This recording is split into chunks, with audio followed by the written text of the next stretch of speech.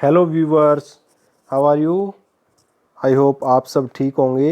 And guys, अगर आपने अभी तक मेरा channel like share and subscribe नहीं किया है तो प्लीज़ प्लीज़ प्लीज़ आप इसको लाइक शेयर एंड सब्सक्राइब ज़रूर करें, ताकि जो भी आप तक अपडेट्स हैं वो रेगुलर पहुंचती रहें और भी आप जैसे जो बच्चे हैं जो इसका फ़ायदा उठा सकें।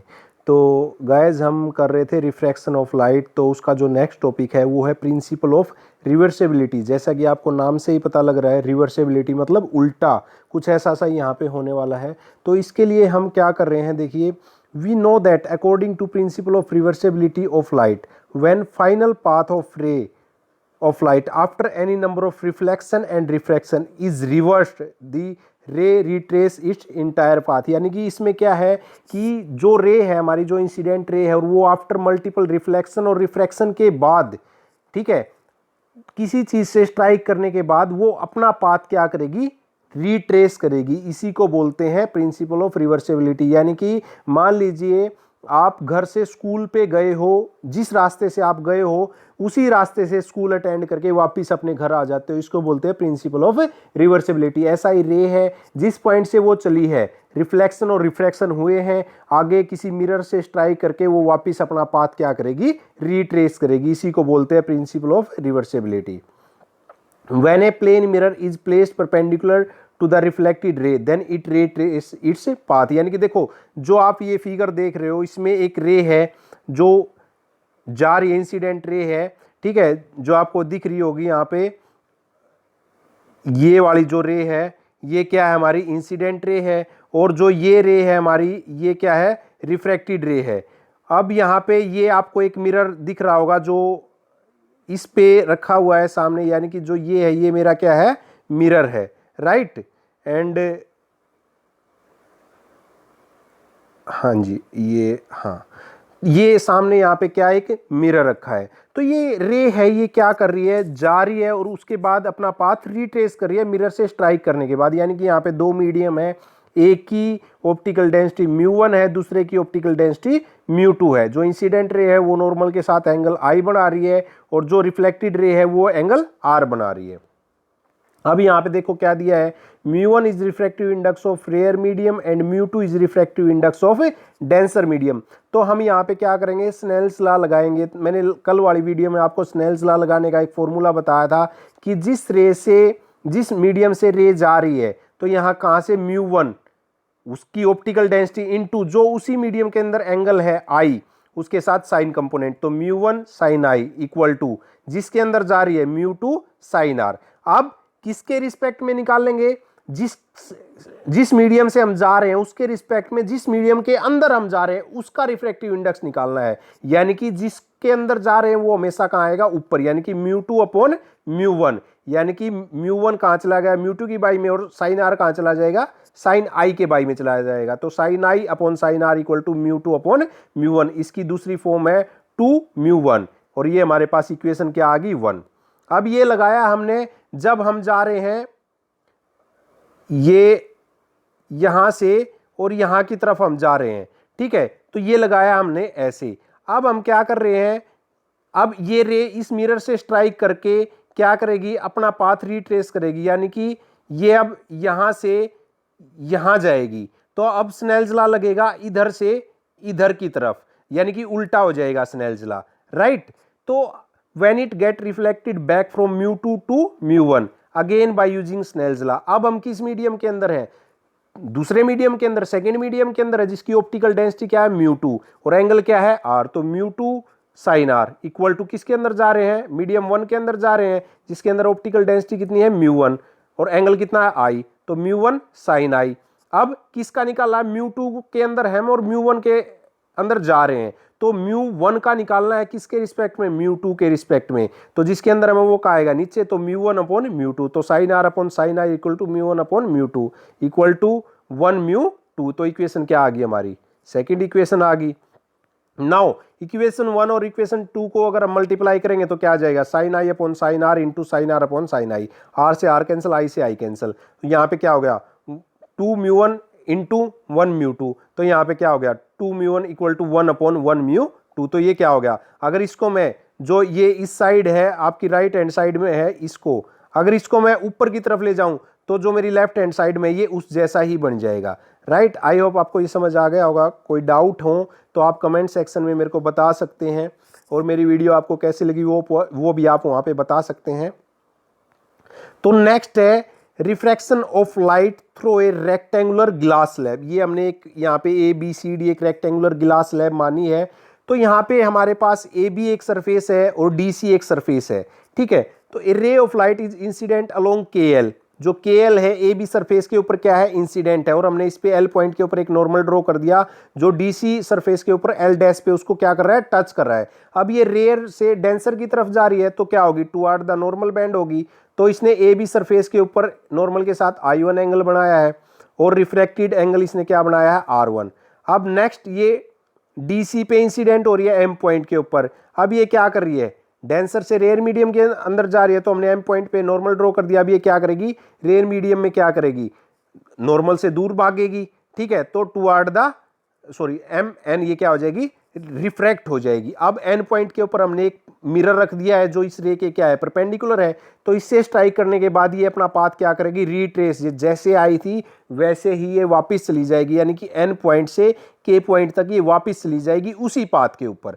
अब जो थिकनेस है वो यहाँ पे है ADT, यानी कि कभी भी आप गिलास स्लैब को देखोगे तो जिस पार्ट से रिफ्रैक्शन हो रहा होगा वो पार्ट उसका थिकनेस होगा, ठीक है। जिस पाथ से रे पार्ट ट्रेवल करेगी वो उसका रिफ्रैक्शन मतलब वो उसकी थिकनेस होगी, राइट। अब हमने क्या किया, जो KL है यानी कि बिना रिफ्रैक्शन के वो कैसे जाएगी उसको हमने डॉटेड लाइन से दिखा दिया कि अगर रिफ्रैक्शन नहीं होगा तो वो सीधा निकल जाएगी। जो हमारे पास LM है रिफ्रैक्टेड रे, वो उस लाइन के साथ एक्चुअल जो उसका पाथ है वो एंगल डेल बनाएगी। अब हमने M पॉइंट से एक परपेंडिकुलर ड्रॉ कर दिया इस लाइन पे जो N डैश पे जा रहा है, ठीक है।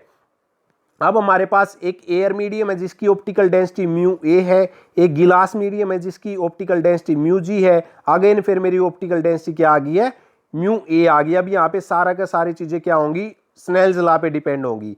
तो सबसे पहले हम कहाँ जा रहे हैं, KL पे जा रहे हैं, तो L पॉइंट के ऊपर हम स्नेल्स लॉ लगाएंगे। हम किस मीडियम के अंदर है, एयर के अंदर, उसकी ऑप्टिकल डेंसिटी कितनी है, μA, और एंगल कितना बन रहा है एयर में, I1। तो μA into sine I1 equal to किसके अंदर जा रहे हैं, ग्लास के अंदर, ऑप्टिकल डेंसिटी कितनी है, μg है, तो μg इंटू एंगल कितना बन रहा है, R1 साइन R1, ठीक है। अब यहां पे हम क्या कर रहे हैं, यहां पे हम कर रहे हैं, यहां पे सॉरी साइन R2 लिखा हुआ है तो यहां पे साइन R1 आएगा, ठीक है। तो यहां पे क्या होगा, अब sign I1 upon sine R1 आएगा, यहां पे R2 लिखा हुआ है, इसको करेक्ट कर लीजिएगा, और μg अपॉन क्या हो जाएगा, μA। अब किसके रिस्पेक्ट में निकाल रहे हैं, गिलास का निकाल रहे हैं, किसके रिस्पेक्ट में, एयर के रिस्पेक्ट में। तो गिलास का निकाल रहे हैं, गिलास का ऊपर, और किसके रिस्पेक्ट में निकाल रहे हैं, एयर के, तो एयर का नीचे, तो g μA इक्वेशन 1 आ गई हमारी। नेक्स्ट है हमारा, अब हम M पॉइंट के ऊपर, अब यहां पे पहुंच गए हम गिलास के अंदर, यानी कि हम पहुंच गए हैं यहां पे। अब इस पॉइंट के ऊपर हम स्नेल्स लॉ लगाएंगे, हमारी ये रे यहां पे जा रही है अब, राइट। तो अब हम क्या करेंगे, देखिए हमारे पास ग्लास के अंदर रिफ्रैक्टिव इंडेक्स कितना है, μg, एंगल कितना बन रहा है हमारे पास, ये एंगल बन रहा है, ये एंगल बन रहा है I2, तो साइन I2 हो जाएगा हमारा, साइन I2। अगेन हम एयर में आ रहे हैं तो एंगल कितना बन रहा है, R2, ये हमारे पास एंगल कितना है, R2, और इसकी ऑप्टिकल डेंसिटी कितनी है, μA, राइट। तो हमारे पास μA इंटू साइन R2। अब हम क्या कर रहे हैं, अब हम यहां से यहां जा रहे हैं, तो हमारे पास ऊपर कौन सा आएगा, ऊपर आएगा हमारे पास जो जिसका निकालना है वो ऊपर आएगा। अब यहां पे क्या है, μg इंटू साइन I2, यानी कि गिलास के अंदर है जिसके अंदर से जा रहे हैं, μg into sine I2 equal to कहां पे जा रहे हैं, एयर के अंदर, μA इंटू साइन R2। अब निकालना किसका, एयर का निकालना विद रिस्पेक्ट टू गिलास, तो μA एयर का निकालना with respect to glass upon μg। तो इसको रीअरेंज करेंगे तो sine I2 upon sine R2 equal to μA upon μg equal to g μA या a μg। ये इक्वेशन क्या आ गई हमारी, सेकेंड इक्वेशन आ गई है। अब जो नेक्स्ट है हमारा वो क्या है, suppose a plane mirror P held normal to the MN। अब यहाँ पे MN पे हमने क्या किया, एक प्लेन मिरर लगा दिया जो परपेंडिकुलर है, सो रे रिट्रेस इस पाथ, अपना पाथ क्या करेगी, रिट्रेस करेगी। नाउ अगेन द रिवर्स रे अप्लाइंग स्नेल्स लॉ। अब हम क्या करेंगे, अब हम यहां से यहां पे जाते हुए स्नेल्स लॉ लगाएंगे, यानी कि इसका क्या करेंगे, रिवर्स, ये वाली चीज। पहले हमने ये वाली चीज करी थी, अब हम इसका उल्टा ऐसे कर देंगे, राइट। तो अब हम क्या करेंगे, mu A into sine R2 equal to mu G into sine I2। अब जा रहे हैं किसके अंदर, म्यू जी के अंदर, तो म्यू जी कहां आएगा, ऊपर, mu G upon mu A equal to sine R2 upon sine I2, तो जी म्यू ए निकल जाएगा। इक्वेशन क्या आ गई हमारी, थर्ड इक्वेशन आ गई। अब हम क्या करेंगे, इक्वेशन फर्स्ट और इक्वेशन सेकंड को जब मल्टीप्लाई, सॉरी, इक्वेशन सेकंड और इक्वेशन थर्ड को इक्वेट करेंगे तो क्या आएगा, देखो इसकी right hand side equation one क्या है हमारी, इक्वेशन वन क्या थी हमारी, ये थी इक्वेशन वन, इसमें राइट हैंड साइड क्या थी, a mu ji equal to sine I1 upon sine R2। और जो हमारी थर्ड इक्वेशन है वो क्या है, जो हमारी थर्ड इक्वेशन है वो है हमारे पास, ये है, ये हमारे पास थर्ड इक्वेशन में, इसमें भी क्या है, सेम चीज है, mu G upon mu A mu ji equal to sine R2 upon sine I2 के। तो राइट हैंड साइड इक्वल है तो दोनों की लेफ्ट हैंड साइड क्या हो जाएगी, इक्वल हो जाएगी। Sine I1 upon sine R1 equal to sine R2 upon sine I2। तो यहाँ पे इक्वेट कर देंगे, अब पर न्यूमिनेटर को न्यूमिनेटर के साथ और डिनोमिनेटर को डिनोमिनेटर के साथ। तो sign I1 equal to sine R2 और sign R1 equal to sign I2। अब यहाँ पे हम कंसीडर कर लेंगे जो साइन कंपोनेंट है वो हमारा क्या है, स्मॉल क्वांटिटी है, तो उसको हम नेग्लेक्ट कर सकते हैं। तो यहां से आ जाएगा angle I1 equal to angle R2 और angle R1 equal to angle I2 के। So emergence ray MN parallel to the incident ray, जो हमारी इमरजेंट रे है, जो हमारे पास ये रे है, ये जो रे है, ये हमारे पास जो ये इंसिडेंट रे डॉटेड लाइन है, इसके क्या आएगी, पैरेलल आएगी, राइट। अब आगे हम क्या करने जा रहे हैं, अब इक्वेशन सेकंड और थर्ड को मल्टीप्लाई कर देंगे। इक्वेशन सेकंड क्या थी हमारी, इक्वेशन सेकंड थी हमारी ये sine I2 upon sine R2 equal to a mu g, ये वाली चीज, ठीक है। अब हमारे पास जो थर्ड इक्वेशन है वो क्या है हमारे पास ये है sign R2 upon sine I2 और जी म्यू ए, ये है हमारे पास। अब इन दोनों को जब मल्टीप्लाई करोगे तो हमारा क्या निकल के आएगा, तो हमारे पास निकल के आएगा sine I2 upon sine R2 into sine R2 upon sine I2 equal to g mu A into a mu g. तो यहाँ ये कैंसिल आउट हो जाएंगे, वन बच जाएगा, तो इधर क्या आ जाएगा, a mu g mu A equal to one upon a mu g के। तो ये हमारे पास क्या आ गया, प्रिंसिपल ऑफ रिवर्सिबिलिटी वाली ही चीज हमारे पास आ गई है। अब हमारे को क्या करना, लेटरल शिफ्ट फाइंड आउट करनी है। तो लेटरल शिफ्ट क्या है हमारे पास, लेटरल शिफ्ट है कि जो एक्चुअल में पाथ ट्रेस करना था, ठीक है, बिना रिफ्रैक्शन के, और जो पार्ट ट्रेस किया, यानी कि उसने पार्ट ट्रेस करना था ये वाली चीज का, और उसने पार्ट ट्रेस किया ये, तो इन दोनों के बीच की जो एम एन डिस्टेंस है हमने ये निकालनी है, ठीक है। तो हमारे पास एक ट्राइंगल बन रही है एल एम एन डैश, जिसके अंदर एंगल ऑफ डेविएशन डेल बन रहा है। तो यहां से हम क्या करेंगे, देख लीजिए, from M draw M N dash perpendicular to K L, हमने एक परपेंडिकुलर ड्रॉ कर दिया एम एन डैश जो भी दिखाया है। Produce lateral shift of the ray on passing through the parallel slab equal to किसके आ जाएगी, एम एन डैश, यानी कि जो हमारे पास ये परपेंडिकुलर हमने ड्रॉ किया है, ये वाली चीज, ये हमारी क्या होगी, लेटरल शिफ्ट होगी। हमने एम एन डैश की वैल्यू निकाल के लेके आनी है। तो एम एन डैश की अगर वैल्यू निकालनी है तो सबसे पहले जो हमारे पास ट्राइंगल बन रही है, ये वाली ट्राइंगल बन रही है, ये एल एम एन डैश, ये लेंगे हम सबसे पहले। उसमें हम क्या कर देंगे, कौन सा कंपोनेंट अप्लाई करेंगे, उसके अंदर हम क्या करेंगे, let L M L N dash equal to angle of deviation है, तो triangle L M N dash ले लेंगे और साइन कंपोनेंट अप्लाई कर देंगे। तो साइन कंपोनेंट क्या होगा हमारा, परपेंडिकुलर अपॉन हाइपोटेन्यूज। तो यहां पे परपेंडिकुलर क्या है, एम एन डैश, ये हमारे पास क्या है, ये हमारे पास है परपेंडिकुलर, ठीक है। और हमारे पास अब हाइपोटेन्यूज क्या है, हाइपोटेन्यूज है हमारे पास एल एम, तो ये चीज आ गई हमारे पास, राइट। तो अब क्या होगा, sine del equal to M N upon L M. अब हम इस एल एम को क्या करेंगे, साइन के साथ मल्टीप्लाई करवा देंगे।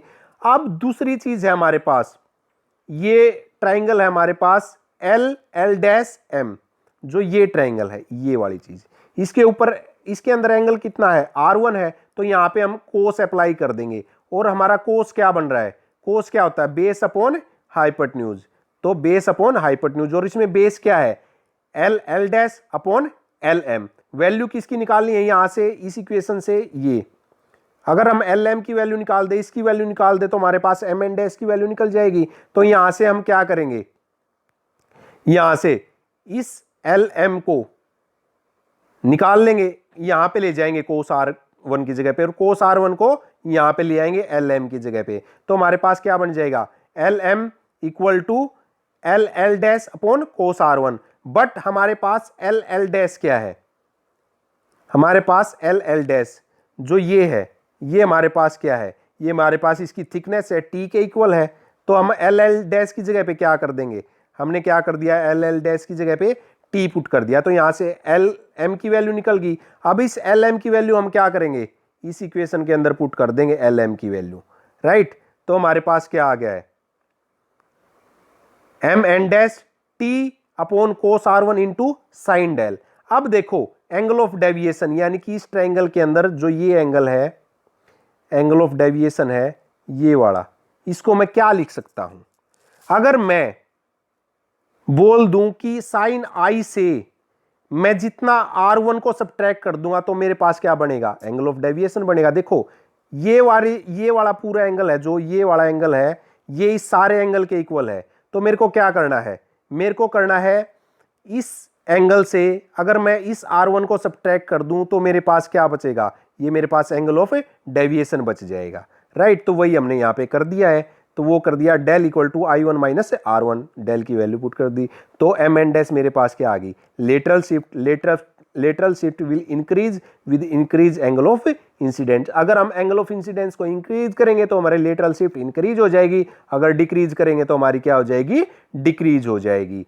गाइज आई होप आपको ये वीडियो अच्छी लगी होगी और आपको प्रॉपर सारा कॉन्सेप्ट समझ भी आया होगा।